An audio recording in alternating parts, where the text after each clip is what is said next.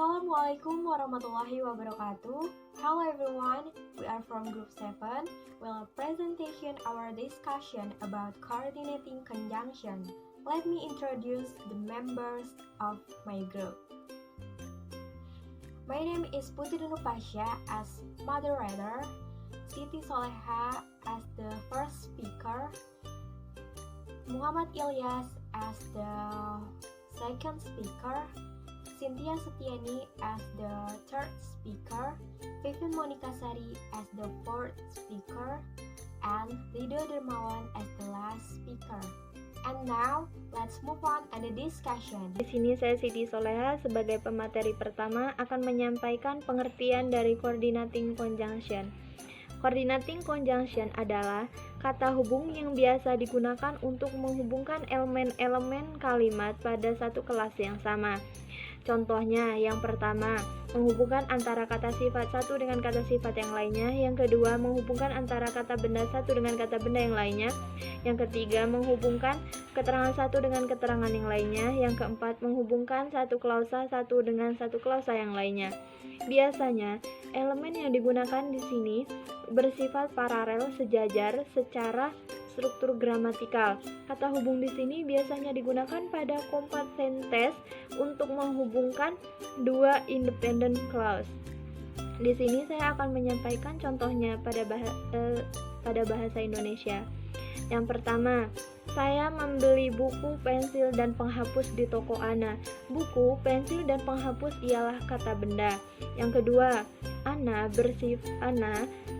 sangat pintar dan rajin. Pintar dan rajin adalah kata sifat. Yang ketiga, saya mandi pagi hari dan sore hari. Pagi hari dan sore hari adalah kata keterangan. Yang keempat, klausa satu dengan klausa yang lainnya, yakni saya sangat suka menulis, tetapi dia sangat suka membaca. Saya Muhammad Ilyas, pemateri kedua. Saya akan menjelaskan materi tentang jenis dan fungsi coordinating conjunction. Ada 7 macam coordinating conjunction. Pertama, for, kedua, and, yang ketiga, nor, keempat, but, kelima, or, keenam, yet, ketujuh, so. Masing-masing memiliki fungsi.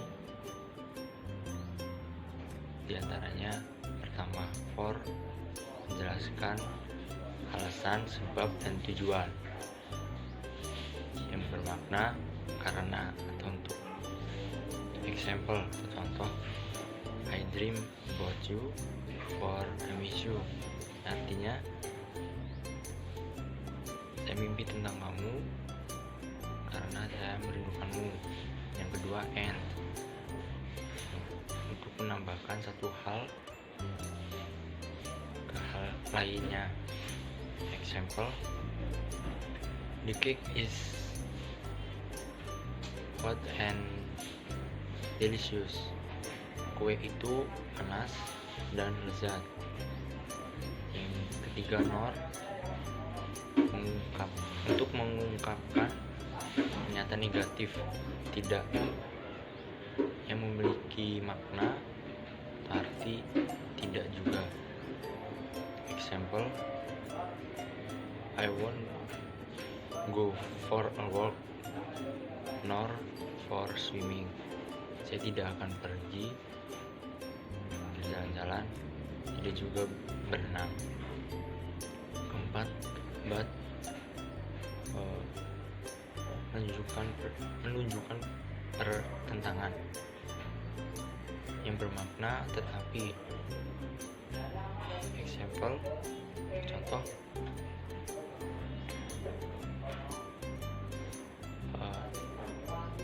I miss you but I hate you. Saya merindukanmu tetapi saya membencimu. Yang kelima, or, menunjukkan pilihan yang bermakna atau. Example,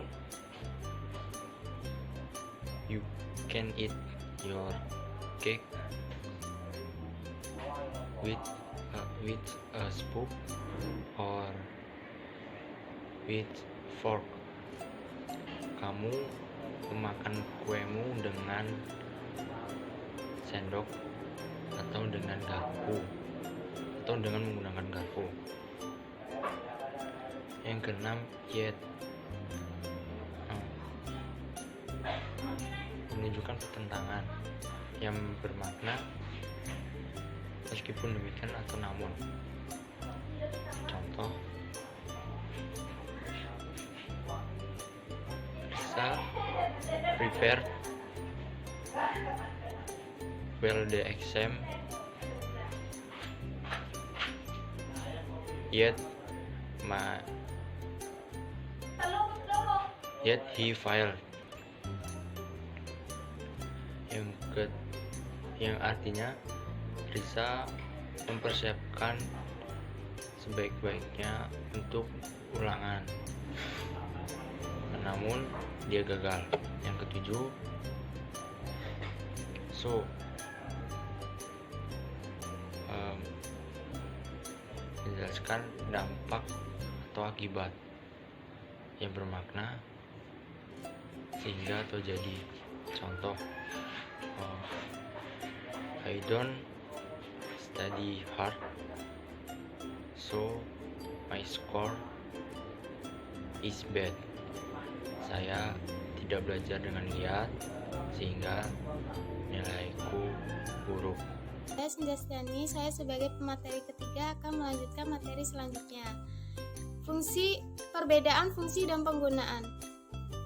And, but, or bisa digunakan untuk menghubungkan word, phrase, clause. Sedangkan untuk for, nor, yet, so hanya bisa digunakan untuk menghubungkan clause. Di dalam formulanya yaitu main clause plus for, nor, yet, so plus main clause. Example, contoh kalimat yang pertama. Sarah cook noodle and I'm tasty it. Penggunaan and sebagai penghubung clause karena menghubungkan dua main clause. Example, contoh kalimat yang kedua. My friend is beautiful and smart. Penggunaan and sebagai penghubung word, yaitu kata cantik dan pintar. Contoh kalimat yang ketiga. My brother is a good brother and a great teacher. Penggunaan and sebagai penghubung phrase, yaitu a good brother dan a great teacher. Sari akan melanjutkan materi yang selanjutnya, yaitu perbedaan but dan yet dalam koordinat conjunction. Walaupun memiliki makna yang sama, menunjukkan pertentangan, but dan yet memiliki perbedaan di dalam kalimat.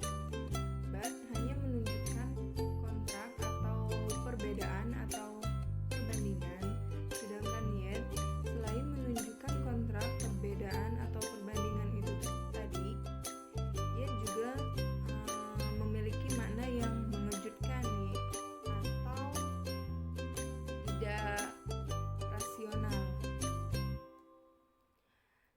Seperti contoh untuk but, he loves her but she doesn't love him, yang artinya dia mencintainya tapi dia tidak mencintainya. Jadi singkat dari kegunaan but itu yaitu menyatukan dua kalimat yang memiliki arti yang berbeda. Selanjutnya contoh dari yet. She never had any survival training, yet she lived after being lost in the Himalaya for 3 weeks. Artinya dia tidak menjalankan pelatihan bertahan hidup, namun dia hidup setelah tersesat di Himalaya selama 3 minggu.